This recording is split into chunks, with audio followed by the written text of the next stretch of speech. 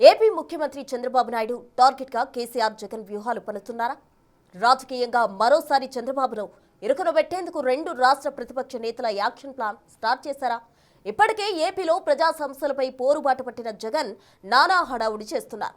చాలా కాలం తర్వాత బయటకు వచ్చిన కేసీఆర్ కూడా చంద్రబాబు పేరు మర్చిపోలేకపోతున్నారు. కేంద్రంలోని బీజేపీని టార్గెట్ చేయడంతో పాటు చంద్రబాబుపై విమర్శలు ఎక్కుపెడుతున్నారు కేసీఆర్. ఇద్దరు ప్రతిపక్ష నేతల టార్గెట్ చంద్రబాబే కావడం రాజకీయంగా హాట్ టాపిక్ గా మారింది. కేసీఆర్ జగన్ మధ్య 2019-2023 సీజన్లో సన్నిహిత సంబంధాలు నడిచాయి. అధికారంలో ఉన్న సమయంలో ఇద్దరి మధ్య ఉన్న అవగాహనతో పెద్దగా రాజకీయ అంశాలు తెరపైకి రాని పరిస్థితుండేది. రెండు రాష్ట్రాల మధ్య నెలకొన్న వివాదాల విషయంలోనూ పెద్దగా విమర్శలు చేసుకున్న సందర్భాలు కూడా లేవు. ఉమ్మడి రాష్ట్రంలో పరిష్కారం కాని అంశాలు, నీటి పంచాయతీలు కాని, ప్రాజెక్టుల విషయంలో కాని, అటు వైసీపీ నేతలు కాని, ఇటు బీఆర్ఎస్ నేతలు కాని ఎప్పుడూ ఆనాటి ప్రభుత్వాలకు ఇబ్బందులు రాకుండా వ్యవహరించారనేది విశ్లేషకుల మాట. మొదటి నుంచి మాకు తెలంగాణకు శని అయింది. కేంద్ర ప్రభుత్వం ప్రతిదాన్ని వ్యతిరేకించడమే. ప్రతిదాన్ని చంద్రబాబు ఎన్డీఏలో చేరడం, ఆయన మాటలు పట్టుకొని వ్యతిరేకించడం, అడ్డంగా ఇష్టం వచ్చిన పద్ధతిలో. 2023లో తెలంగాణలో కేసీఆర్ ఓడిపోవడంతో బీఆర్ఎస్ 10 ఏళ్ల పాలనకు తెరపడింది. మరుసటి సంవత్సరం జరిగిన ఎన్నికల్లో అటు ఏపీలో వైసీపీ పాలనకు ప్రజలు చెక్ పెట్టారు. దీంతో రెండు పార్టీలు అధికారం కోల్పోయి ప్రతిపక్షానికి పరిమితమయ్యాయి. బీఆర్ఎస్ కు కనీసం ప్రధాన ప్రతిపక్ష హోదా అయినా దక్కింది. కేవలం 11 సీట్లు గెలిచిన వైసీపీకి ప్రధాన ప్రతిపక్ష హోదా కూడా దక్కలేదు. ఆ క్రమంలో చంద్రబాబు టార్గెట్ గా కేసీఆర్ జగన్ వ్యూహాలకు పదును పెడుతున్నారట. రాజకీయంగా మరోసారి చంద్రబాబును ఇరుకున పెట్టేందుకు ఇరువురు ప్రతిపక్ష నేతలు కార్యాచరణ మొదలు పెట్టారంటున్నారు. ఇప్పటికే ఏపీలో ప్రజా సమస్యలపై పోరుబాట పట్టిన జగన్ చాలా కాలం తరువాత బయటకొచ్చిన కేసీఆర్ కూడా చంద్రబాబును విమర్శించడమే పనిగా పెట్టుకున్నారు. కేంద్రంలోని బీజేపీని టార్గెట్ చేయడంతో పాటుగా చంద్రబాబుపై విమర్శలు ఎక్కుపెడుతున్నారు కేసీఆర్. ఇద్దరు ప్రతిపక్ష నేతల టార్గెట్ చంద్రబాబే కావటం రాజకీయంగా హాట్ టాపిక్ గా మారింది.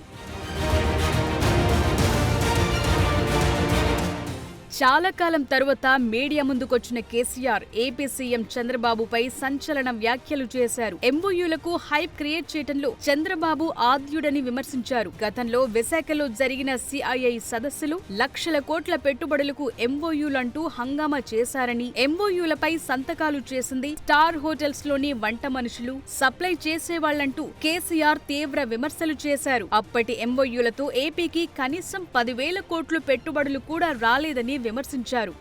ఆఖరికి 10,000 కోట్లు అన్న రావాలి. 15 లక్షల కోట్లు, 6 లక్షల కోట్లు, 8 లక్షల కోట్లు రియల్గా కాంక్రీట్ టైమ్స్లో రియల్గా రావాలి. కృషి చేస్తే నిజంగా తండ్రాడాలి. ఒక హైప్ క్రియేట్ చేసుడు, దీనికి ఆచుడు, దీనికి గురువు చంద్రబాబు నాయుడు. ఇప్పుడు చంద్రబాబు నాయుడు చెప్పిన లెక్కల బిజినెస్ వచ్చేది ఉంటే, ఎంఓఎల్ సక్సెస్ అయ్యేది ఉంటే ఆంధ్రప్రదేశ్లో ఈ పాటికి 20 లక్షల కోట్లు వచ్చి ఉండాలి. ఆయన ఫస్ట్ టైం అలా సీఎం ఉన్నప్పుడు అమరావతిలో కాదు వైజాగ్లో పెట్టిండు. వైజాగ్లో ఎవరు వెళ్ళి ఎంఓఎల్ చేసిన వాళ్ళంటే వంట మనుషులు అని చెప్పిండ్రు. ఆ స్టార్ హోటల్లో ఉన్న బయట వంట మనుషులు, వాడు ఎవడ సప్లై చేసేటోళ్ళు, వాడు వచ్చి కూర్చోపోయి సంతకం పెట్టడం పెట్టిండు వాడు పాపం. కేసీఆర్ తెలంగాణలోని రేవంత్ సర్కార్ మీద తీవ్ర స్థాయిలో విమర్శలు గుప్పించారు. రాష్ట్ర ప్రయోజనాలు కాపాడడానికి లేకపోతే, రాష్ట్రానికి వచ్చిన నీళ్ళను కూడా కాపాడే స్థితి లేకపోతే ఇదేం దద్దమ్మ ప్రభుత్వం? ఇంత చేతగాని ప్రభుత్వం ఉంటే ఎట్లా? నోరు లేని ప్రభుత్వం ఉంటే ఎట్లా? ఇదే క్రమంలో చంద్రబాబు పైన కీలక వ్యాఖ్యలు చేశారు. ఉమ్మడి ఆంధ్రప్రదేశ్ రాష్ట్రంలో చంద్రబాబు ముఖ్యమంత్రిగా ఉన్న సమయం నుంచి రాష్ట్ర విభజన తరువాత ఏపీ సీఎంగా చంద్రబాబు పనిచేసినప్పటి సంగతులపైన కేసీఆర్ విమర్శలు, ఆరోపణలు గుప్పించారు. ఏమయ్యా చంద్రబాబు నాయుడు గారు, నువ్వు దత్తత తీసుకున్నావు, కథ తీసుకున్నావు, డైలాగులు చెప్తున్నావు, ఇక్కడ చచ్చిపోతాను జనము, బొంబాయికి వలసలు పోతుండ్రు. ఇటువంటి పరిస్థితులలో కూడా కర్ణాటకకు డబ్బులు కట్టడానికి డబ్బులు లేవా? ఇదేనా సమైక్య రాష్ట్రంలో సమగ్ర అభివృద్ధి అంటే? బట్టిగా బ్యారేజ్ ఆ గోడలకు కట్టిన విడిచిపెట్టేది చూసి తమాషా పడన్నా అని చాలా తీవ్రమైన విమర్శలు చేశాను. మోకాళ్ళ మీద పరిగెత్తి కట్టిండి చంద్రబాబు నాయుడు. అప్పుడు ఆ కర్ణాటక చెల్లించాల్సిన కంపెన్సేషన్ ఏదైతుందో మోకాళ్ళ మీద ఉరికి నా దాడి తట్టుకోలేక కంటిన్యూగా పెట్టాను. ఈ క్రమంలోనే 2014-19 మధ్యకాలంలో చంద్రబాబు ముఖ్యమంత్రిగా ఉన్న సమయంలో విశాఖలో జరిగిన సిఐఐ సదస్సులో కుదిరిన ఎంఓయూలపై కేసీఆర్ కీలక వ్యాఖ్యలు చేశారు. మేము బిజినెస్ మీట్లు పెట్టలే, కాంక్లేవ్లు పెట్టలే, ఏమి లేదు, పరదాలు కట్టలే. బెస్ట్ పాలసీ చేస్తే ఆటోమేటిక్గా అట్రాక్ట్ అయి వస్తారు. ఉన్న రెవెన్యూ పీకింది రాష్ట్రాన్ని, లోపలికి అయిపోయింది. మేము ఉన్నప్పుడు గ్రోత్లో 50% లేదు. అధికారం కోల్పోయిన వైసీపీ, బీఆర్ఎస్ ఉమ్మడి రాజకీయ శత్రువుగా చంద్రబాబును టార్గెట్ చేయటం హాట్ టాపిక్ గా మారింది. అటు నుంచి జగన్, ఇటు నుంచి కేసీఆర్ చంద్రబాబును రాజకీయంగా ఇరుకున పెట్టేందుకు వ్యూహాలు రచిస్తున్నారనే చర్చ నడుస్తోందట. అందుకు కేసీఆర్ వ్యాఖ్యలను ఉదాహరణగా చూపిస్తున్నారు రాజకీయ విశ్లేషకులు. ఇయ్యాలటి దాకా వేరే కథ, రేపటి నుంచి వేరే తోలు తీస్తాం ఎక్కడికక్కడ.